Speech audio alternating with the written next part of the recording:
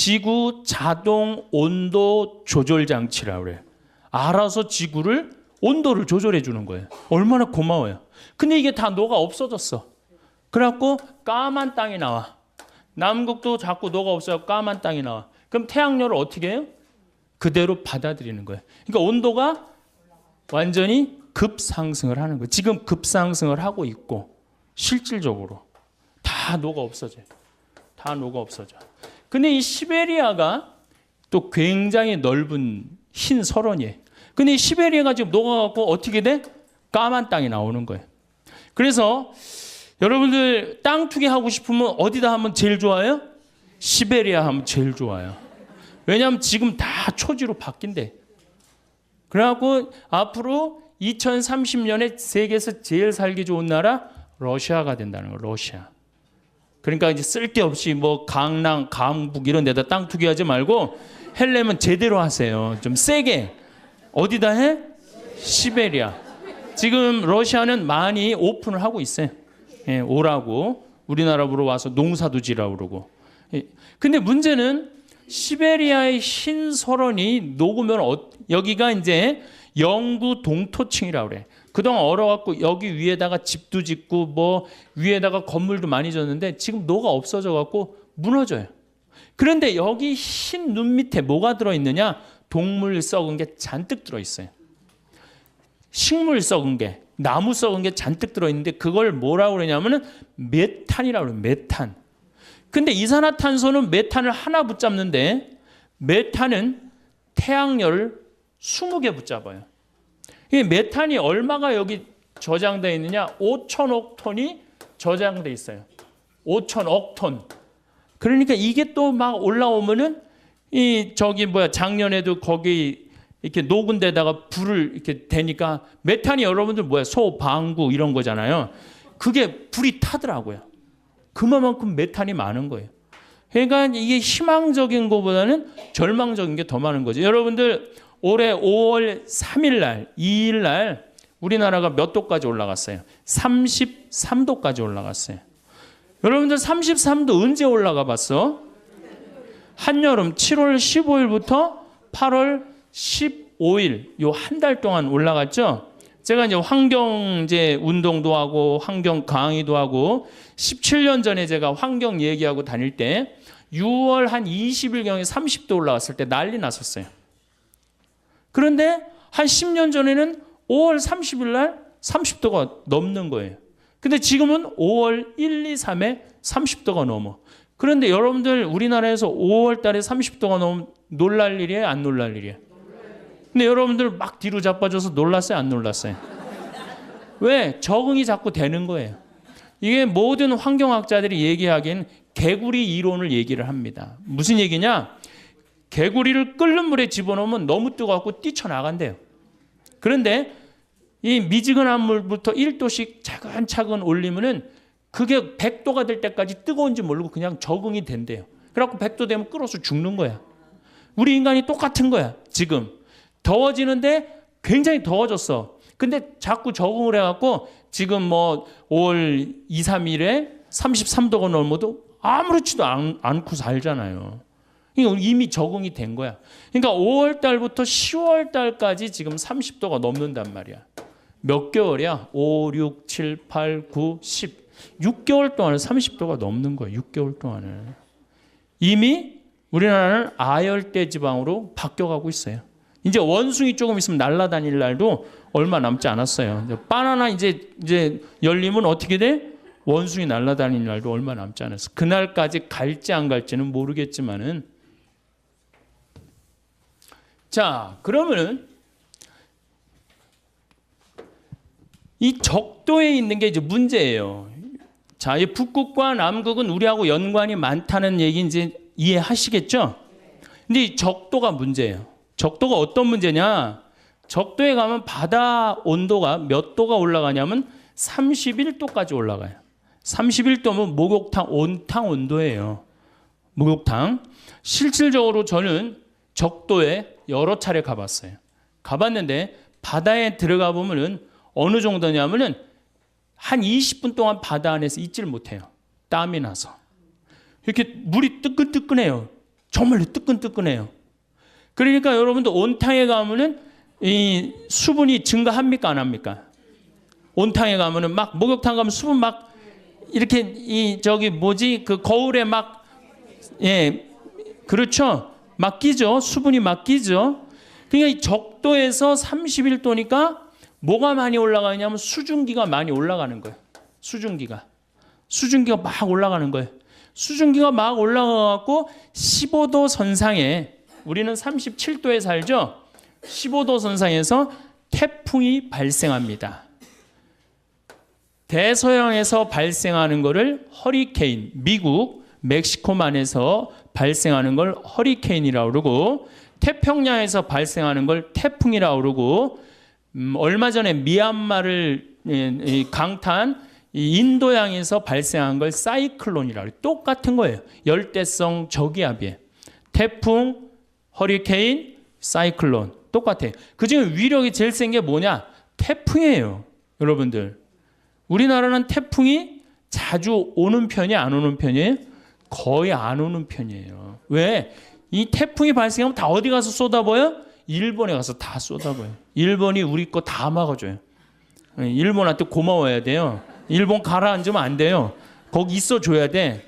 그 다음에 또 누가 다 막아줘? 필리핀하고 중국이 다 막아줘요. 그래서 우리나라는 1년에 하나, 많이 오면 2개, 어떤 애는 안 옵니다. 굉장히 고마운 거죠.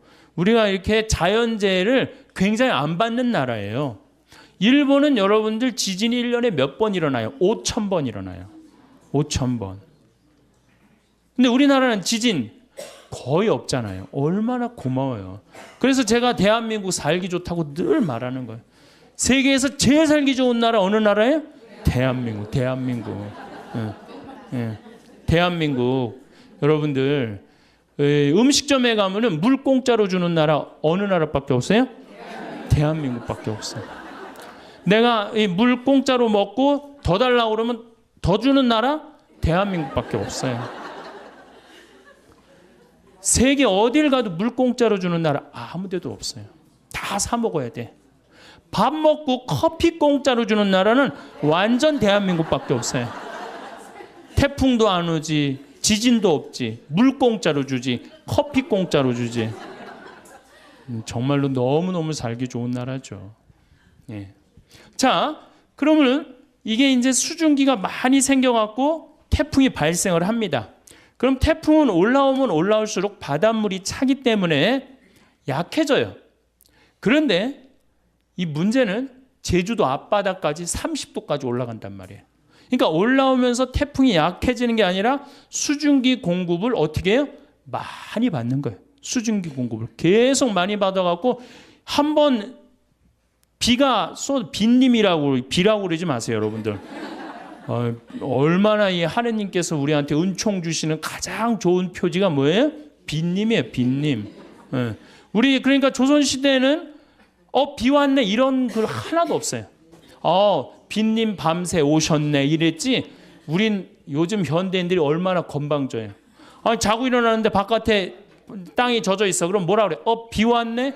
너무 건방진 거예요. 뭐라 그래야 돼? 빈님 오셨네. 감사하는 마음 지녀야 돼. 자, 여기 이제 막 태풍이 올라옵니다. 약해지는 게 아니고 점점 많은 수분을 갖고 와요. 여러분들 2006년에 제가 살던 평창에 물폭탄 터진 거 아시죠? 예, 그 진부, 봉평, 평창 이 뚝이 200개가 터졌어요. 정말로 엄청나게 와서 한 1,500mm 왔어요. 근데 작년에는 제주도에 거의 또 1,500mm 왔어요. 그러니까 요즘은 작년에 제가 살던 평창에 이틀에 한 번씩 150mm, 200mm, 150mm, 200mm 왔어요. 정말 엄청나게 왔죠. 근데 우리나라는 사실은 이렇게 엄청나게 비가 와도 이렇게 자연재해를 받습니까? 안 받습니까? 거의 안 받아요. 요건 제가 둘째 시간 때 말씀을 왜 거의 안 받는 나라냐면은 저 나무 때문에 그래요. 산에 나무가 저렇게 많은 나라는 세계에서 우리나라밖에 없어요. 물론 일본이 산에 나무가 많아요. 근데 아까 말씀드렸듯이 지진이 1년에 5,000번 일어나는 나라예요. 근데 우리나라는 산에 유엔에서 공식적으로 발표를 합니다. 개발도상 국가 중에서 30년 만에 녹화 사업을 완전히 끝낸 나라는 대한민국밖에 없다고. 대단한 거예요. 지금 60대, 70대 되신 우리 어머니, 아버지 세대가 대단한 일을 한 거예요. 물론 박정희 정권도 뭐 못한 일도 많지만은 그 녹화 사업 하나 성공해내는 건 대단하게 우리한테 큰 선물을 준 거예요. 그래서 정말 여러분들 이렇게 산을 봐도 굉장히 고마워해야 돼. 내가 이 둘째 시간 때 왜 고마운지 여러분들한테 자세히 설명을 하겠습니다. 자, 이제 와갖고 이게 약해져야 되는데 강해지는 거예요. 태풍이. 태풍은 소형 태풍, 중형 태풍, 대형 태풍, 초대형 태풍 이렇게 있어요. 이 4등급으로 나눠요. 미국은 1등급, 2등급, 3등급, 4등급, 5등급. 카트리나가 4등급에서 5등급으로 갔다가 다시 4등급으로서 떨어지면서 뉴올리언즈를 강타한 거예요. 강타했는데도 순식간에 수천 명, 도시 전체를 날려버렸죠. 근데 이제는 무슨 태풍이 오느냐? 슈퍼 태풍이 온다는 거예요. 이거는 한 번 오면요 700만 명을 한 번에 죽일 수 있다는 거예요. 여러분들 이번에 미얀마 위성 사진을 찍은 걸 보니까 해안선이 없어져 버렸어요. 해안선이. 이 슈퍼 태풍은 오면은 한 번에 얼마나 밀고 오느냐 하면은 30m 파도 높이로 밀고 와요. 그럼 10층짜리 아파트는 다 덮치고 지나간다는 거예요. 그런데 참 우리나라 사람들은 난 놀라운 일이 있어요. 이게 자연을 안 무서워해요. 대한민국 사람들. 중국이나 미국만 하더라도 이 태풍이나 허리케인이 온다 그러면 그 직접 지나가는 길은 어떻게 해요? 전부 다 대피시켜요. 대한민국 여러분들 태풍 오니까 피신하라는 얘기 들어본 적 있어요? 한 번도 없죠. 우리는 절대 안 무서워해요. 대한민국 사람들이 어떤 사람들인데 그걸 무서워해요. 태풍 매미가 왔을 때도 마산을 스쳐서 지나갔어요. 제대로 친 것도 아니고 스쳐서 지나갔는데도 우리나라 사람들은 태풍이 온다는데요. 이게 바다야. 저기서 막 태풍이 와. 그럼 도로가 있는데 여기 되게 이렇게 노래방도 있고 그렇잖아요. 그 태풍 온다는데 그날 저녁 지하에서 노래방에서 노래했어요. 그러니까 5m 파도가 들이닥쳐갖고 노래방에 있던 친구들이 다 죽었잖아요. 이 대단한 거죠. 절대 안 무서워해 자연을. 그래서 우리나라 이름이 뭔지 아세요? 대한민국이에요. 대한민국.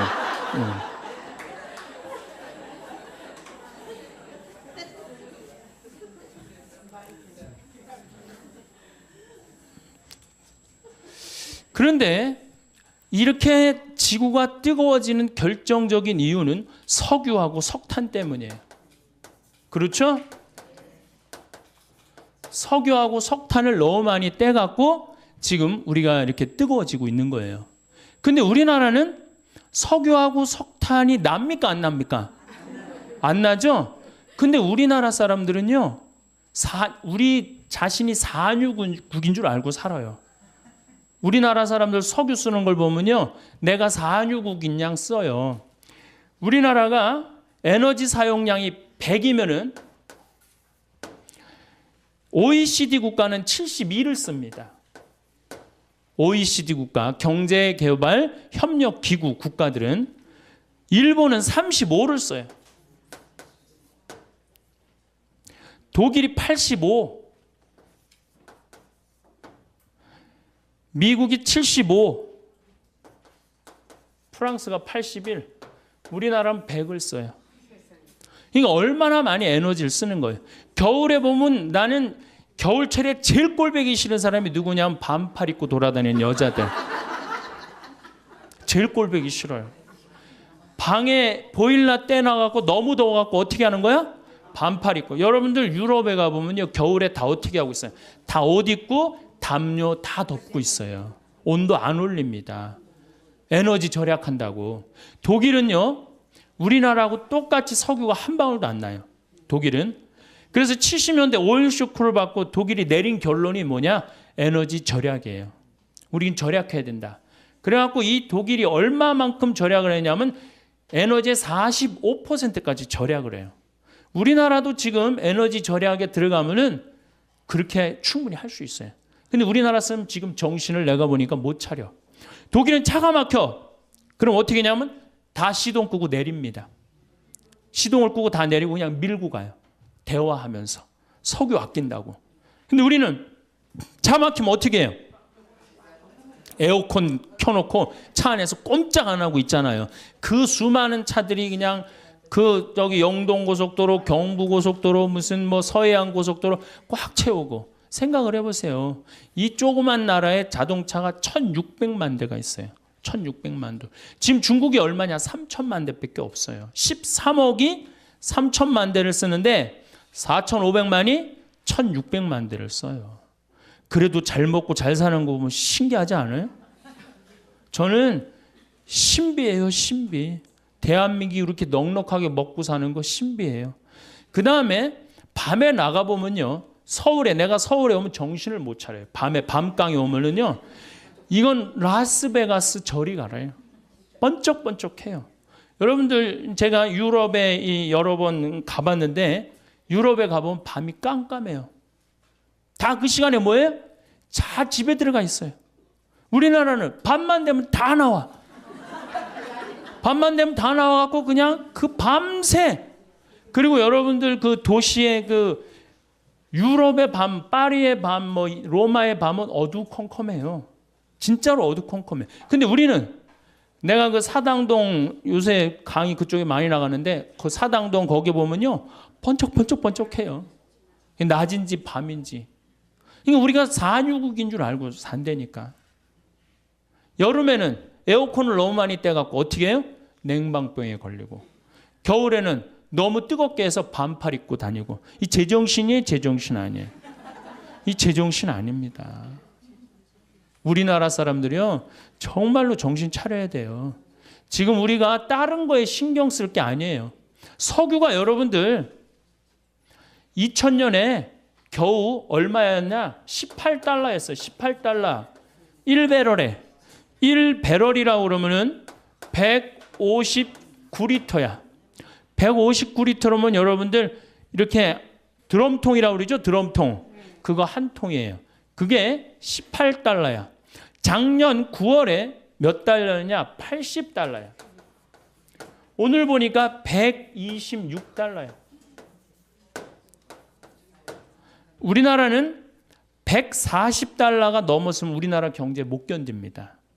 왜냐하면 작년에 3,400억 달러 정도 수입을 했는데 그 정도 수입을 했는데 석유하고 에너지만 얼마를 수입했느냐? 1,000억 달러를 했어요.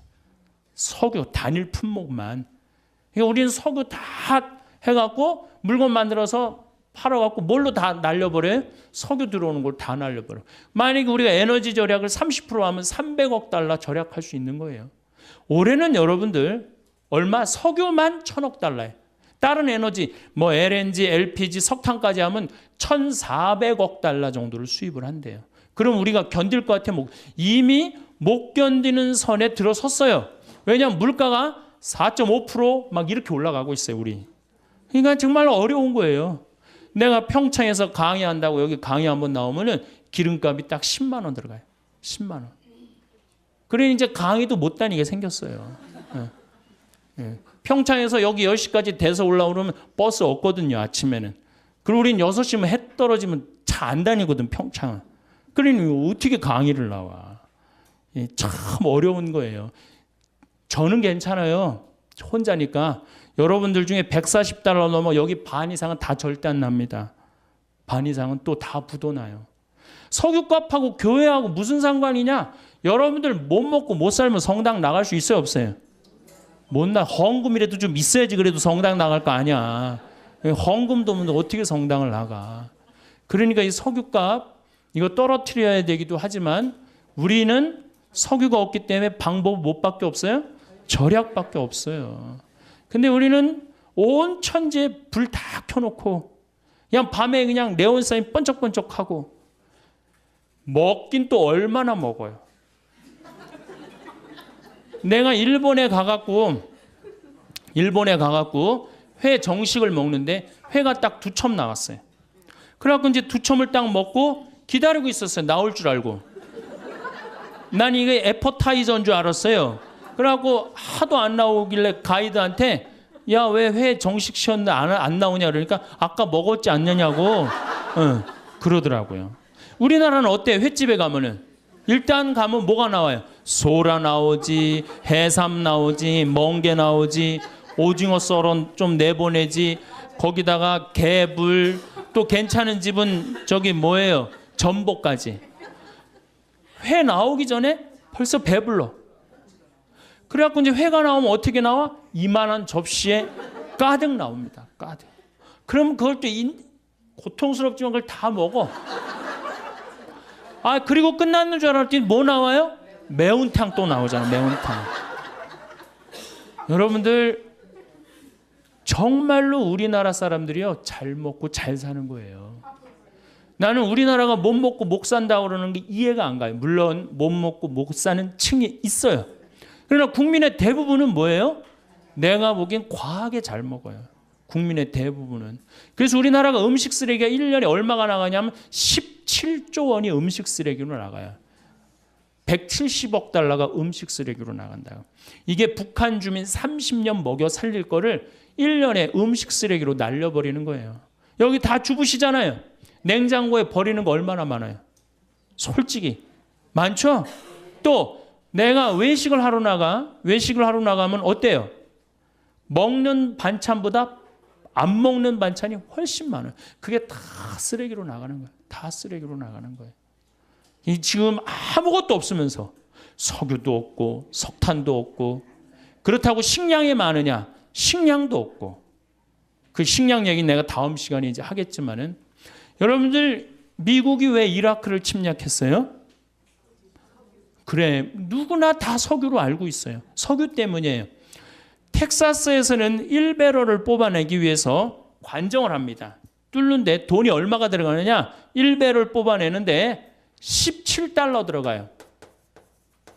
근데 이라크에서는 1배럴을 뽑는데 얼마가 들어가느냐? 1달러 들어요. 1달러. 비용이. 그러니까 이라크는 빨대만 꽂으면 다 나온다는 거예요. 탐이 나겠어요? 안 나겠어요? 탐이 납니다. 러시아는 어느 나라를 포기하지 않느냐? 체첸이라는 나라를 포기하지 않아요. 왜냐하면 체첸이 그렇게 큰 나라가 아니에요. 한 50만이 사는데 그 나라 전체의 석유가 다 나요. 그러니까 막 테러 초등학교 애들 몇백 명 죽이고 테러했었잖아요. 몇 년 전에. 그래도 러시아 눈도 껌떡하지 않아요. 왜? 석유가 있으니까. 이미 세계는 석유 전쟁에 들어가 있어요.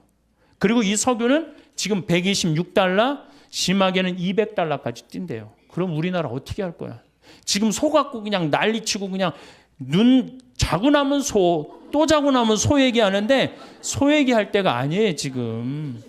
석유 126달러 뛰는 게 문제예요. 그래, 석유는, 소는 안 먹으면 되지, 소는. 그리고 여러분들, 소 얘기 나왔으니까 소 얘기 좀 하면은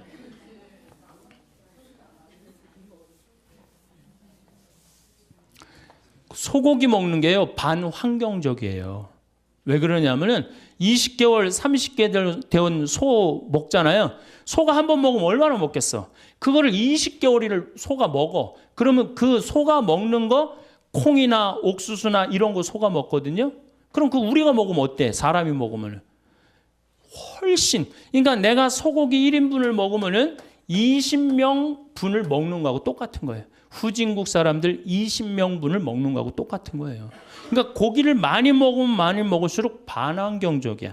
가능한 한 뭘 먹으면 좋아? 야채를 많이 먹으면 좋아요. 야채, 채소 종류. 예. 이걸 많이 먹는 게 오히려 환경적이다. 그래서 고기를 먹으면 지구 환경을 파괴하는데 일조하는 거다. 이렇게 생각하시면 돼요.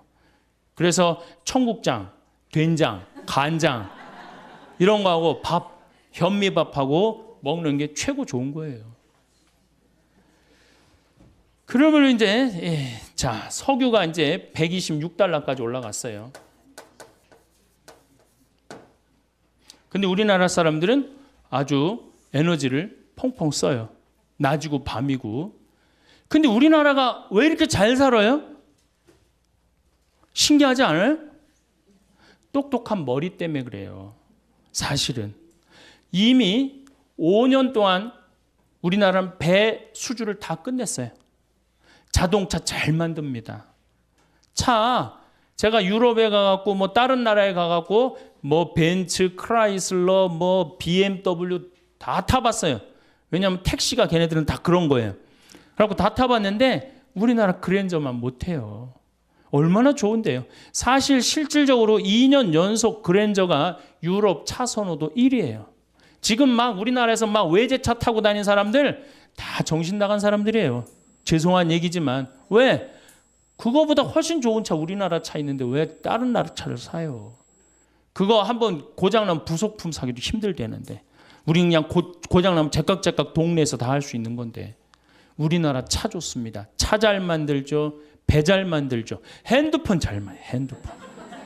제가 항상 하는 얘기지만 이 핸드폰 하나로 300억 달러를 수출해요. 저는 우리나라 사람들 대단하다고 생각해요.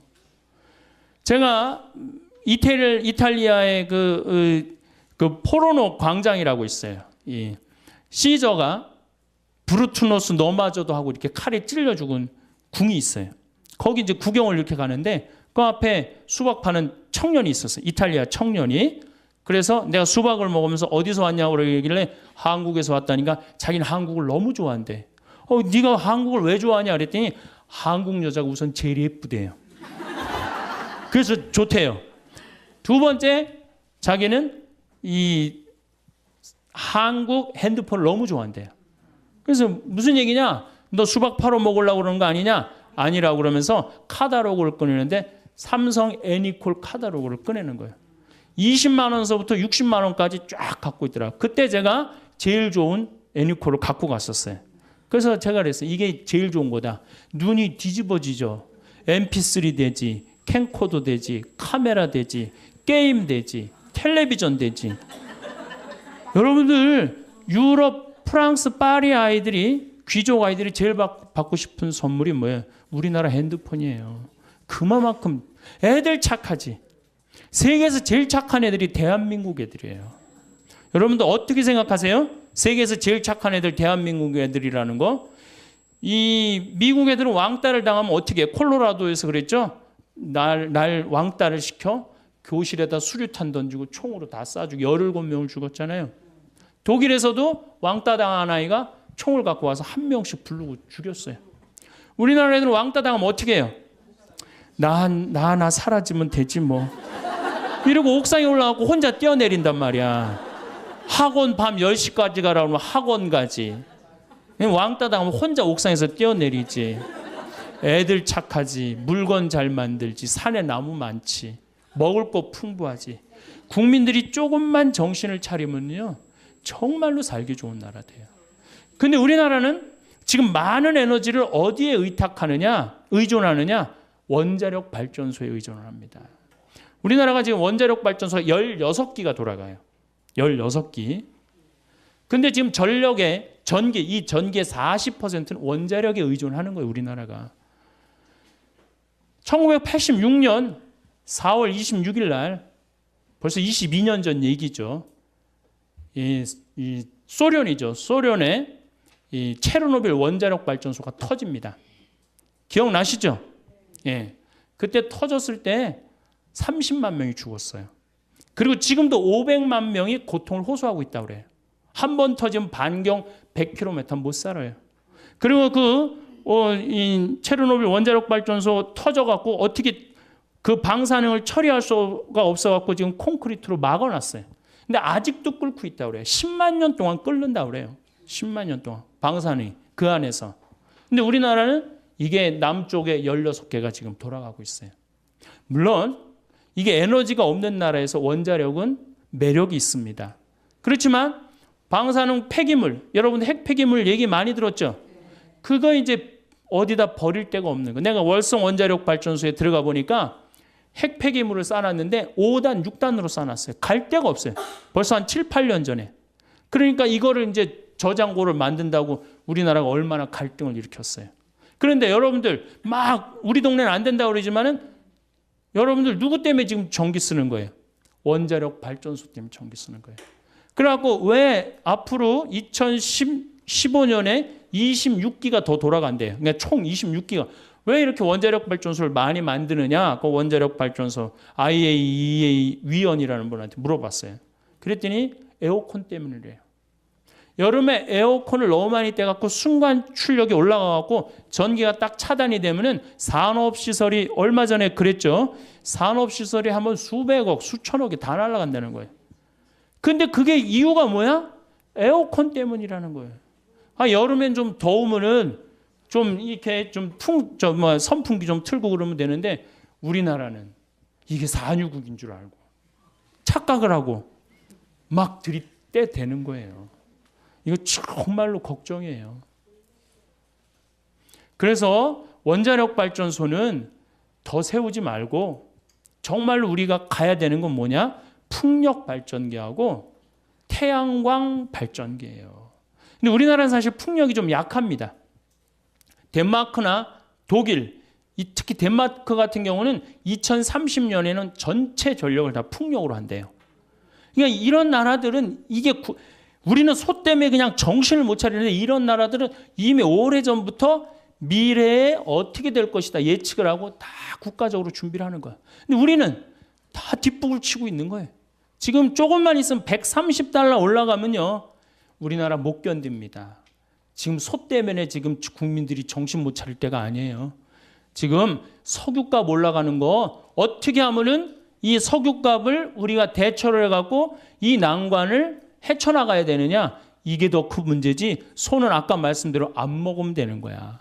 안 먹으면 그거 내가 조금 더 채소 더 먹고 뭐라 그래요? 그래서 베지타리언이라고 그러잖아요. 그래서 여러분들 그거 먹으면 되는 건데 이 석유는 안 쓸 수가 없잖아요. 우리 경제 직결된 거 아니에요. 그러니까 우리는 지금 에너지 절약에 더 많은 신경을 써야 되는 거예요. 그래서 태양광이나 풍력을 하는데 제가 태양광을 우리 생태마을에 20kW, 풍력을 30kW 설치를 해놔서 50kW. 근데 태양광은 잘 됩니다. 우리보다 우리는 한 1년에 220일 정도 햇빛이 내리쬐는데 독일은 150일밖에 없어요. 근데 독일의 프라이부르라는 그 환경 도시를 가보니까 도시 전체 지붕에 태양광을 얹었어요. 그 도시는 태양광으로만 움직이는 도시예요. 너무너무 부럽더라고요.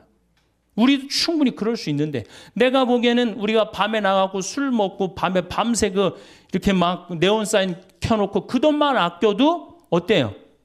충분히 할 수 있어요.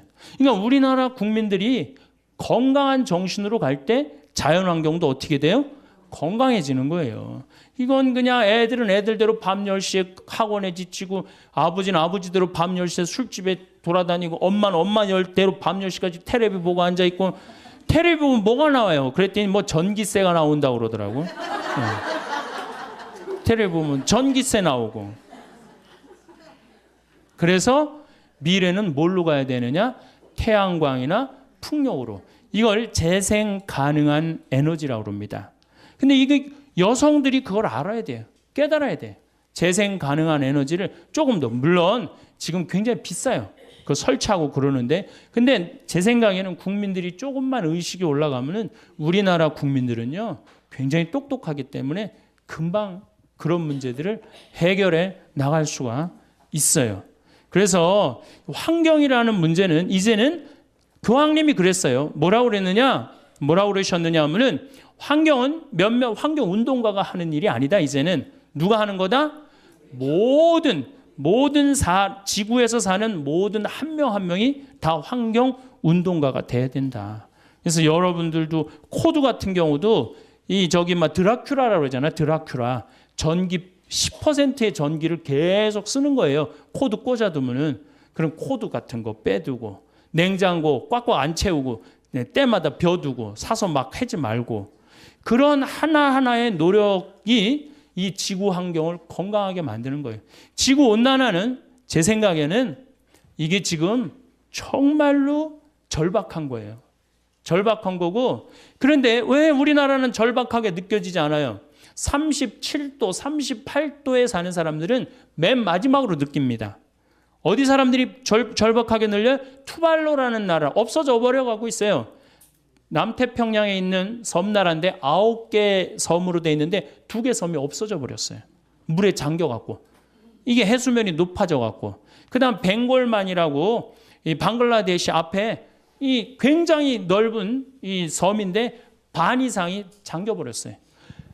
문선은 있는데 뭐가 없어? 땅 문선이 있는데 다 어디에 잠겨버렸어? 바다에 다 잠겨버렸어요. 이게 전부 다 극지방, 북극, 남극, 적도는 고통스러운데 우리는 맨 마지막에 오는 거예요.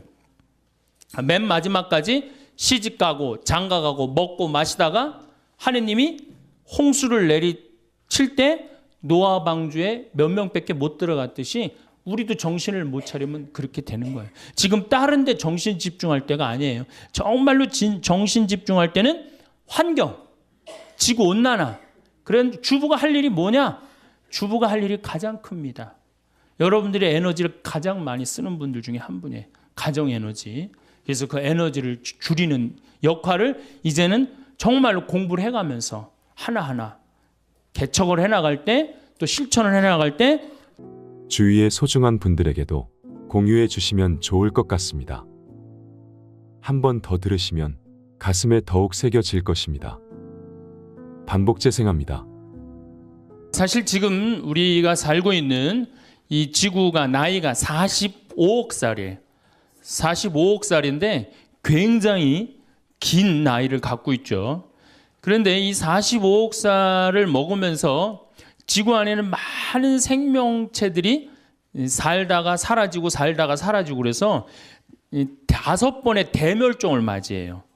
그러니까 우리 인간들이 착각하고 있는 게 있어요. 우리 인간은 영원히 지구에서 살 것 같고 앞으로도 계속 살 것 같지만은 지구 역사를 보면은 공룡 같은 경우가 1억 9천만 년을 지구에서 살다가 사라집니다. 아주 사라져요. 우리 인간도 사라질 수 있을 것 같아요? 없을 것 같아요? 사라질 수 있어요. 특히 45억 살에 인간이 왔다 간 거는 하루 24시간으로 본다면 인간이 지금 한 300만 년 산다고 보면 2초 사는 거 2초. 겨우 2초 사는데 그냥 막 굉장히 오래 사는 것처럼 막 우리가 그냥 지구에서 최고인 것처럼 그렇게 착각하고 있죠. 지금으로부터 6,500만 년 전에 공룡이 사라집니다. 한순간에 사라져요. 한순간에. 이 해성이 충돌을 해갖고 한순간에 사라져요. 근데 지금 이 순간 6번째 대멸종이 시작되고 있다고 그래요. 6번째 대멸종은 누가 시작한 거냐? 우리 인간이 시작한 거예요. 인간이. 여러분들 우리 암이 만약에 간암이 걸렸다. 그러면 그 간암 때문에 어떻게 되죠? 인간 전체가 다 죽잖아요. 눈도 멀쩡하고 코도 멀쩡하고 귀도 멀쩡한데 간암 때문에 다른 거 어떻게 돼요? 다 죽어요.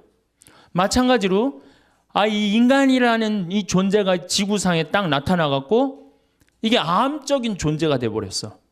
그래갖고 인간이 자꾸 여기저기를 파괴하기 시작했고 이제는 그 끝을 보이고 있어요. 여러분들 미얀마 그 사이클론 보셨죠? 거의 10만 명 정도가 죽었다고 그래요. 10만 명. 한 번에. 제가 그 여러 번 강의를 통해서 앞으로는 뭐 100명, 200명 죽는 게 문제가 아니다. 한 번 치면은 수백만 명이 죽을 슈퍼 태풍이 온다. 근데 이번에 사이클론은 대형 태풍이라고 그래요. 그러니까 슈퍼 태풍보다 한 등급 낮은 태풍이에요. 그러니까 아직도 우린 센 태풍을 못 봤어요. 그럼 여러분들 그제 중국에서 지진 보셨죠? 정말로 얼마나 우리 인간이 지금 아슬아슬하게 살고 있는 거예요. 아슬아슬하게. 산업혁명 이전에는 이산화탄소가 250 ppm이었어요. 250 ppm이라는 건 뭐냐? 왜 죽느냐? 작년에 북한에 500mm 정도 비가 왔어요. 500mm 정도. 근데 우리나라는 500mm 비가 와도 아무 문제 없어요. 왜? 뭐가 있기 때문에? 산이 있기 때문에. 그런데 500mm 비가 왔는데 북한은 1년에 필요한 게 600만 톤이에요. 이거 넉넉하게 먹지 못해. 600만 톤. 근데 작년에 비가 와서 얼마를 쓸고 내려갔느냐? 200만 톤을 쓸고 내려갔어요. 그러면은 200만 톤이면 몇 명이 먹을 게 없느냐면 600만 명이 먹을 게 없는 거예요. 600만 명이. 이렇게 생각하시면 됩니다. 1톤에 3명이 먹는다고 생각하면 돼. 1톤에. 그러니까 200만 톤이면은 몇 명이 먹을 게 없어? 600만 명이 작년에 먹을 게 쓸려 다 내려간 거예요. 홍수에. 그래서 제 작년에 200만 톤이 쓸려 내려갔다는 얘기를 듣고 북한이 올해는 절단이 나겠구나. 그런 생각을 했어요. 북한이 얼마나 급했으면은 원자력 이제 완전히 다 개방했잖아요. 미국한테 다 줬어요. 다 줬어요. 우리나라가 지금 지원을 해줘야 되는데 이번 정부는 북한이 먼저 우리가 지원하지 않겠다. 그 급한 거예요. 북한이. 그러니까 미국이 지원을 지금 50만 톤 해준다 그래. 그래도 150만 톤이 부족합니다. 북한을 먹여 살릴 수 있는 나라는 누구밖에 없어요? 우리나라밖에 없어요. 그리고 미국에서 지원해 주면은 배로 오는데 시간이 얼마나 걸려? 한 달, 2달 걸려. 다 굶어 죽어요. 지금이 보릿고기 아니에요. 제일 심한. 그러니까 우리가 판문점으로 바로 지원해 주면 되는데 그거를 지금 북한도 못하고 우리나라도 못하고 참 안타깝죠. 세상에서 제일 불쌍한 게 뭔 거예요? 사람으로 태어나서 굶어 죽는 거예요. 굶어 죽는 거. 다른 거 아무것도 없어요. 굶어 죽는 거예요. 근데 지금 북한은 저렇게 굶어 죽고 있어요. 그럼 북한이 왜 굶어 죽느냐? 이게 우리 잘 알아야 돼요. 왜 굶어 죽느냐? 90년대 소련이 무너지면서 북한에 식량 원조를 해주지 않습니다. 이 김일성의 최대 업적은 뭐냐면 인민들 배 안 굶기는 거예요. 김일성의 최대 업적은. 근데 아니 먹을 게 없으니까 다급해진 북한은 어떻게 하느냐면 산의 나무를 다 자릅니다. 산의 나무를 다 자르고 어떻게 하느냐? 거기다가 옥수수 심고 콩을 심어요. 식량난을 해결하려고. 근데 그게 이제 대재앙의 원인이 되는 거예요. 여러분들 로마가 굉장히 쟁쟁한 나라라는 거 잘 알고 계시잖아요. 왜 망했어요? 산의 나무를 다 잘라갖고 벌거숭이로 만들고 난 다음에 로마가 망합니다. 모든 나라는요. 산의 나무를 자르면 망합니다. 아프가니스탄 세계가 없다고 그러잖아요. 산에 나무가 없고 강에 물이 없고 사람은 먹을 게 없고. 그러니까 산에 나무를 자르면 죽는 거예요. 그러니까 인간 문명은 나무로 시작해서 나무로 끝나요. 그만큼 나무가 중요합니다. 근데 우리나라는 6.25 전쟁 딱 끝나고 난 다음에 어떻게 완전히 벌거숭이 산이었어요. 일본으로 가면 어떻게 산이 완전히 울창했는데 우리나라만 오면은 비행기 타고 오면은 벌거숭이였다고 그랬어요. 그런데 이 벌거숭이 산을 우리는 30년 만에 다 한 거예요. 그럼 산에 나무가 없으면 무슨 일이 벌어지느냐? 자, 우리나라 여러분들 산에 가보면은 자, 산에 이렇게 갔어요. 그러면은 이 우리나라는 산이 울창하기 때문에 뭐가 막 덮어져 있어요? 산에? 그렇지. 낙엽이 막 쌓여져 있어요. 뭐 심한 데는 제가 얼마 전에 산 하나를 갔는데 길을 잃어버려갖고 허리까지 낙엽이 차더라고요. 그러니까 허리 대개 한 50cm 정도는 산에 낙엽이 있단 말이야. 산에 50cm 정도는. 그러고 난 다음에 나무가 있어요. 나무는 있고 그 다음에 뭐가 있어요? 뿌리가 있어요. 나무에는 나뭇잎이 있고. 그럼 우리나라는 200mm 산에서 하늘에서 빗님이 온다. 200mm가 빗님이 온다. 그러면은 제일 먼저 누가 빗물을 흡수를 합니까? 낙엽이. 여러분들 산에 가고 낙엽을 이렇게 들으면 어때요? 축축하죠? 그게 다 물을 먹고 있는 거예요. 그러니까 이게 푸석푸석하고 막 한 낙엽이 하늘에서 빗님이 오면 이게 다 먹는단 말이야. 그러니까 500mm 오는 거 아무 문제 없어요. 우리나라 500mm 와갖고 마을이 뜨거나 그런 일은 없어요. 참 좋은 거죠. 자, 이 낙엽이 다 물을 먹어. 그 다음에 누가 물 먹어요? 뿌리가 물을. 이 뿌리는 이렇게 생각하시면 돼요. 나무가 솟은 만큼 땅 속으로 뿌리가 박혀 있다. 이렇게 생각하시면 돼요. 그러니까 이 뿌리가 물을 먹고 어디다가 물을 보내주느냐 하면은 대수층이라는 데에 물을 보내줍니다. 그러니까 우리나라는 샘물이 참 많아요. 제가 이렇게 산에 살기 때문에 막 비가 하늘에서 빗님이 오시면은 이렇게 중간에, 그러니까 이렇게 막 이게 언덕이란 말이야. 언덕 중간에 물이 막 송송송송 새요. 왜 그럴까요? 뿌리가 다 물을 해주기 때문에. 여러분들 옛날에 그 펌프, 그리고 생각나시죠? 마중물 부어갖고 이렇게 하면은 그게 10m밖에 안 판 거예요. 그러니까 여러분들 우리나라는 10m만 파면 뭐가 다 나와? 물이 다 나와요. 참 좋은 거죠. 그래갖고 펌프 해갖고 물을 쓸 수 있고 얼마나 좋아요. 자, 이게 이제 뿌리가 다 먹었어. 그럼 이제 누가 먹어? 그렇지. 낙엽이 다 먹어요. 여러분들 저 느티나무 저 보이시죠? 저거를 펼쳐놓으면 저 정도 나무면 굉장히 큰 나무인데 저거를 여름에 이제 완전히 잎이 넓어졌을 때 펼치면 학교 운동장을 다 덮어요. 저 나무 하나가. 저건 내가 보니까 더 덮을 것 같아요. 2,000평 정도 됩니다. 저거 잎을 펼쳐놓으면. 그러면은 낙엽을 찢으면 거기 물이 있어요, 없어요? 그렇게 여기에 물이 있고 낙엽에 물이 있고 대수층에 물이 있고 얼마나 물이 많아요. 그래서 여러분들 지난 30년 동안 우리나라가 가물어서 흉년이 들었다는 얘기 들었어요, 못 들었어요? 한 번도 못 들었죠? 근데 저 어렸을 때는 흉년이 들었다, 풍년이 들었다 그런 얘기 참 많이 들었어요. 근데 지금으로부터 30년 전에는 여러분들 한 번도 못 들으셨을 거예요. 그냥 태풍이 한두 번 왔을 때 그때 조금 바람에 뭐 이렇게 쓰러진 거 외에는 못 들었을 거예요. 그게 언제냐? 녹화 사업이 완전히 끝났을 때부터 우리나라는 흉년을 모르고 지내고 있어요. 이게 굉장히 행복한 거죠. 그래서 저 산이 주는 경제적인 효과가 1년에 70조예요. 그러니까 700억 달러를 우리는 공짜로 받는 거예요. 산에서. 얼마나 기가 막혀요. 정말 감사하지 않아요? 그러니까 여러분들이 이제 산을 봐도 나무를 봐도 이제 산은 산이로되 옛날에 그 산이 아니어야 돼 이제는. 예. 저 산이 있기 때문에 누가 사는 거야? 우리가 넉넉하게 사는 근본적인 건 뭐냐면은 저 산림 녹화 때문이에요. 여러분들 서울 근교에 산이 7개가 있어요. 남산, 도봉산, 그 다음에 수락산, 북한산, 관악산, 청계산, 아차산, 불암산 이렇게 7개 산이 있어요. 3개의 수도 가운데요. 이렇게 산으로 둘러싸여 있는 수도가 거의 없어요. 얼마나 아름다운 서울이 얼마나 아름다운지 사람들이 몰라요.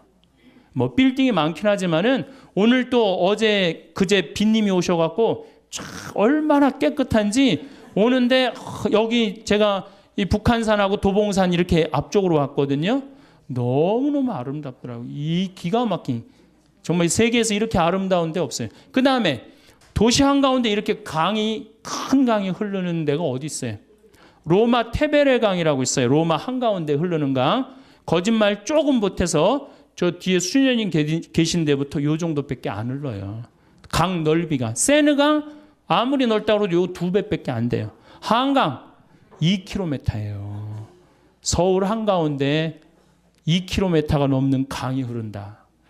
기가 막힌 거예요.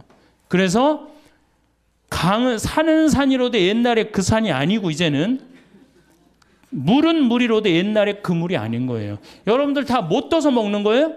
물 떠서 먹는 거, 강물 떠서. 어쨌든 하여튼 산 때문에 우리나라는 풍요롭게 사는 거예요. 근데 북한은 산을 자릅니다. 나무를 잘라요. 산에 나무를 잘라요. 그러니까 북한은 무슨 일이 벌어지느냐 하면 이게 산이면 완전히 민둥산이야. 하늘에서 빗님이 오면은 막 폭우가 올 때는 어떻게 돼? 그대로 낙엽이 있나 나무가 있나 뿌리가 있나 어떻게 400mm가 오면 400mm 다 어디로 가요? 다 강으로 들어가는 거예요. 빗물만 갑니까? 뭐를 끌고 내려가요? 흙을 끌고 내려가요. 그러니까 대동강이 이렇게 깊이가 이 정도면은 자꾸 뭐가 쌓여요? 흙이 자꾸 쌓여. 그전에는 500mm가 와도 대동강이 다 황해로 물을 보내줬는데 이거는 300mm만 와도 어떻게 돼? 흘러 넘치는 거예요. 그러니까 우리 교구의 이 원로 신부님이 평양에 갔다 왔는데 대동강에 이 쌓인 흙을 어떻게 퍼내나 봤더니 푸대자루 있죠? 그 삽도 나무 삽 그걸로 퍼서 낸다는 거예요. 그러니 언제 퍼서내? 언제 이걸 퍼서내요? 우리나라는 2006년에 평창에 물폭탄 맞았을 때 포크레인 이 큰 거 A10이라고 이렇게 무한궤도 있는 거 있죠. 그 다음 25톤 트럭 한 열 몇 대 되고 한 이틀이니까 다 하더라고. 근데 북한은 그해 여름에 쌓인 거 다음에 여름에도 다 못 하는 거예요. 그러니까 북한은 식량을 보내줘야 될 게 아니라 뭘 우리가 무슨 뭐 네안데르탈인 무슨 뭐 호모사피엔스 크로마뇽인 이게 다 진화되면서 우리가 됐잖아요. 그럼 우리가 또 진화를 해갖고 그런 DNA 조작 인간, 이 DNA 조작 인간도 제가 언제 얘기를 했냐면 1997년부터 얘기했어요. 앞으로는 DNA 조작 인간이 나올 거라고. 3D 컴퓨터 얘기는 많이 들어봤죠? 네, 그게 그 3D 컴퓨터가 자가용도 찍어내고 권총도 찍어내고 다 찍어내요. 근데 뭘 찍어냈느냐면 콩팥을 찍어냈어. 콩팥을 찍어내갖고 콩팥 상한 10대 소년한테 그 콩팥을 집어넣어줬어요. 완전히 바꿔준 거죠. 콩팥을 3D 컴퓨터로. 근데 걔는 지금 거의 20살이 됐는데 레슬링 선수가 돼 있어요. 그 옛날에 뭐 장기 바꾼다 막 그랬잖아요. 그게 이제 벌써 우리 앞에 와 있는 거죠. 제가 너무 앞서 나가는 것 같지만 지구를 3일 만에 한 바퀴 도는 세상에 우리가 살고 있어요. 지금은 4차 산업의 시대라고 그래요. 4차 산업의 시대. 1차 산업은 뭐냐면은 증기기관, 와트가 실린더 증기 막 보일러 막 끓여갖고 증기가 해갖고 실린더 피스톤 왔다 갔다 해갖고 증기기관. 그래서 증기기관 배, 증기기관 기차 뭐 이런 거 생긴 게 1차 산업이에요. 2차 산업은 에디슨이 전기를 발명했어요. 전기. 그래갖고 지금 이거 다 전기의 혜택 아니에요. 지금 우리가 전기 없으면은 한순간도 못 살 거예요. 여러분들 냉장고, 밥하는 거, 뭐 뭐든지 세탁기 다 뭘로 돌려? 전기로 돌려요. 그런데 1980년대부터 본격적으로 이제는 누구의 시대가 왔느냐면 컴퓨터 시대가 왔어요. 거기에 혁신적인 사람이 벌써 죽었지만 스티브 잡스라는 사람이에요. 이제는 컴퓨터가 이제 끝나갖고 인공지능이 와갖고 이제는 4차 산업의 시대로 접어들고 있어요. 4차 산업. 4차 산업의 시대는 우리 인간하고 DNA 조작 인간하고 그 다음에 인공지능 인간하고 공유하는 세상이 온다는 거예요. 공유하는 세상이. 완전히 새로운 세상이 펼쳐지죠.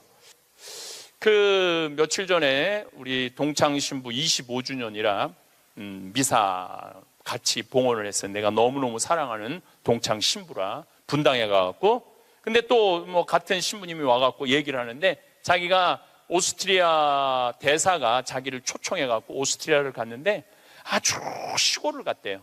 근데 할머니 여섯이서 커피를 이렇게 찻집에서 놓고 토론을 하는데 너무너무 진지하게 토론을 하더래. 근데 뭐 말을 못 알아들으니까 그 대사한테 물어봤대요. 저 지금 무슨 토론하는 거냐고. 할머니 한 분은 철학가의 얘기를 하고 한 할머니는 음악에 대해서 얘기하고 한 할머니는 미술에 대해서 얘기하고 한 할머니는 지금 이 세상에 돌아가는 정치 얘기를 토론을 몇 시간씩 하고 앉아 있다는 거예요. 근데 그거는 저는 뭐 유럽을 다닐 때도 그렇고 미국을 다닐 때도 그렇게 할머니 할아버지들이 토론하는 모습을 많이 봐요. 또 자식 손자들한테도 그 깊은 얘기를 해줘요. 근데 대한민국의 할머니들을 이렇게 가만히 생각해 보면은 그렇게 토론을 할 수 있는 할머니들이 얼마나 있을까? 이거 물어보고 싶어요.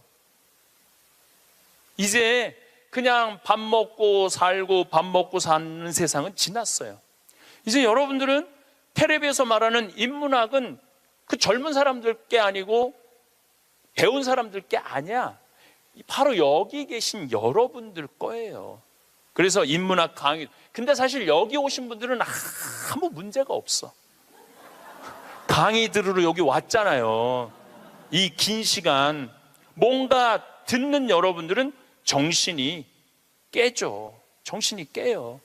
근데 듣지도 않고 변화에 대해서 들여다보지 않는 분들은 참 답답한 거예요. 그 시대는 변하는데 나만 안 변해. 그 시대는 변하는데 나만 안 변하는 사람들을 내가 이번에 미국 가서 보고 왔어요. 미국에 가보니까 70년대 이민 간 분들은 70년대 한국만 생각해. 80년대 이민 간 분들은 80년대 한국만 생각해. IMF 때 쫄딱 망했을 때 이민 간 분들은 그때만 생각을 해. IMF 우리가 탈출한 지가 얼만데. 그러니까 70년대 이민 간 분들 얘기를 들어보면은 폰이 미국으로 수출했거든요. 그러면 미국의 길에 서 있는 건 다 폰이라는 거예요. 그거 무슨 깡통 찌그러 들어가고 포니를 만들어 갖고 수출을 했다고 그래요. 그러니까 자기는 한국차 안 산다는 거예요. 근데 포니 만든 지가 언젠데 아직 포니 얘기를 해. 한국에 포니도 없는데. 그리고 내가 우리나라 차들을 타보면은요, 벤츠, BMW 부럽지 않아요. 정말로 차 잘 만들어요. 그런데 70년대 생각만 하는 거예요. 들여다볼 기회가 없으니까. 한국에 30년 동안 안 와봤으니까 그때 얘기만 하는 거예요. 또 이번에 시카고 강의를 갔는데 시카고는 눈이 많이 온대요. 근데 이 시카고는 눈이 오면은 눈 떨어지기 전에 제설차가 기다리고 있다가 눈이 떨어지면 다 친대. 내가 강원도 산다니까 강원도는 제설차가 2대밖에 없지만은 우리는 눈 떨어지기 전에 다 친다는 거예요. 그분은 80년대 이민 간 분이에요. 제가 강원도 평창에서 살잖아요. 평창도 요즘 눈 떨어지기 전에 제설차 기다리고 있다가 떨어지기 전에 다 쳐요. 염화칼슘 뿌리고. 제가 12월 달에 매일 강의 나오잖아요. 거기 눈 많이 와요. 그러면은 새벽에 보면 다 눈 치는 소리가 들려요. 그러면은 운전하고 나오는 거예요. 그러니까 모르는 거지. 들여다보질 않았으니까. 그리고 자기가 옳다고 고집 주장을 피는 거죠. 근데 가만히 내가 미국에 이민 가신 분들을 보니까 이분들은 미국 책도 안 읽고 한국 책도 안 읽더라고. 근데 미국에 이민 간 분들이 대개 경력을 보면 서울대 졸업한 분들 많아요. 영어 할 줄 알아야지 가잖아요. 그런데도 변화에 적응하지 않으니까 못 견디더라고요. 사람은요, 끝도 없이 공부를 해야 돼요. 제가 미국에 가서 이 얘기를 꼭 해요. 우리나라는 버스를 타고 가다가 앞에 데모를 해. 그럼 버스에 뭐라고 떠요? 목적지까지 제 시간에 못 갈 것 같다. 여기 내려갖고 지하철 몇 호선 여기 있으니까 타고 가면은 될 것 같다. 그런 자막이 떠. 그리고 내가 오는 내 차 기다리는 차가 그거 전부 다 뜨죠? 예.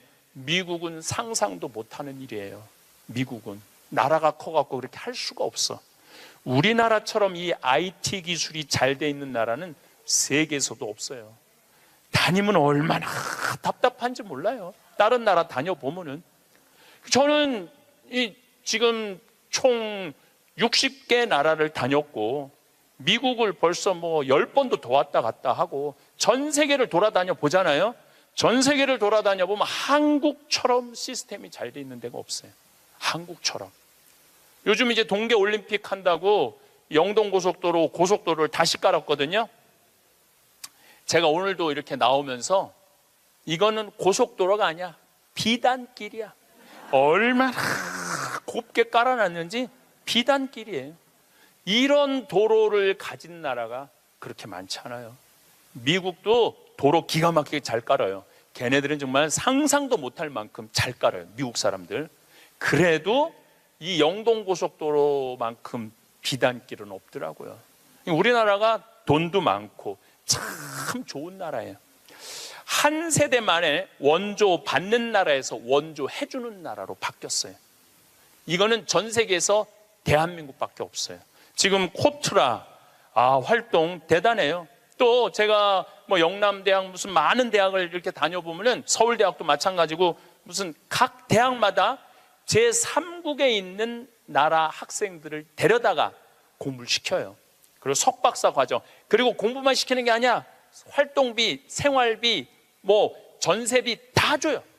그래갖고 여기서 공부하고 거기 가면은 집도 한 채 한대요. 그러니까 우리나라가 그렇게 지금 많이 도와주고 있는 나라예요. 원조 받는 나라에서 원조 해주는 나라로 바뀐 대단한 나라예요. 그리고 개발도상국 동남아시아 국가에서 가장 닮고 싶은 나라 1위는 어디냐면 대한민국이에요. 대한민국을 가장 닮고 싶어요. 그러니까 한국어를 그렇게 많이 배우는 거예요. 여기저기서 한국어를 많이 배우는 거예요. 아시아 국가 중에 민주주의도 1위예요. 미국이 민주주의 지수가 19위, 일본이 20위, 우리나라가 21위예요. 나는 내가 보기엔 미국보다 대한민국이 더 민주주의가 좋은 것 같아. 왜냐하면 경찰서에서 술 먹고 난동 부리고 의자 내던지는 나라는 대한민국밖에 없어요. 공무원들도 마찬가지예요. 뭐 공무원들 부패 지수가 높다고 그러지만은 그 높은 사람들이고, 요즘 젊은 공무원들 그 어려운 시험 봐서 통과한 공무원들은요, 오늘도 우리 이 직원이 무슨 우리 이제 생태마을 물건 허가 때문에 읍에 들어갔다 왔는데 그렇게 친절하게 설명을 해주고 도와주더라는 거예요. 근데 미국이나 뭐 유럽이나 가보면요, 공무원들이요 얼마나 고압적인데요. 기다리라고 그러면 일주일도 기다려야 되고 2주일도 기다려야 돼. 참 좋은 나라에서 살고 있는 거예요, 여러분들. 세계에서 최단 기간 IMF를 극복한 나라는 우리나라밖에 없어. 3년 8개월 만에. 이것도 금 모은 나라. 대단하지 않아요? 한글의 기적, 문맹률이 1.7%밖에 안 돼요. 98%가 글을 읽을 수 있는 나라예요. 정말로 내가 보는 대한민국은 위대하고 대단한 나라야. 그래서 대한민국을 뭐라고 부르느냐면 대단해서 대한민국이라고 그러는 거. 대단해서 대한민국이라고. 더 놀라운 건 1970년대에서부터 2010년까지 필리핀은 국민소득이 10배 증가했어요. 필리핀이 1970년서부터 2010년까지 40년 만에. 그러니까 1970년대는 필리핀이 우리보다 잘 살았다는 얘기죠. 근데 1970년서부터 2010년까지 필리핀은 10배 늘었는데 대한민국은 몇 배가 국민소득이 늘었느냐면 82배가 늘었어요. 82배. 상상을 초월할 만큼 우리가 돈도 많이 버는 나라예요. 근데 정말로 대한민국이 행복한 나라일까요? 이 얘기는 다음 시간에 그 뒷이야기를 하도록 하겠습니다.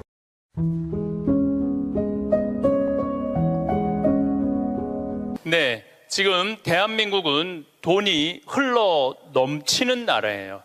뭐 경제가 좋으니 안 좋으니 그래도 지금 수출 같은 경우는 엄청나게 지금 잘 되고 있어요. 계속 흑자고 돈이 참 많은 나라예요. 문제는 배분을 못하는 거죠. 돈이 모자라는 건 아니에요. 1970년대부터 2010년까지 필리핀은 국민소득이 10배 늘었지만은 한국은 82배 늘었어요.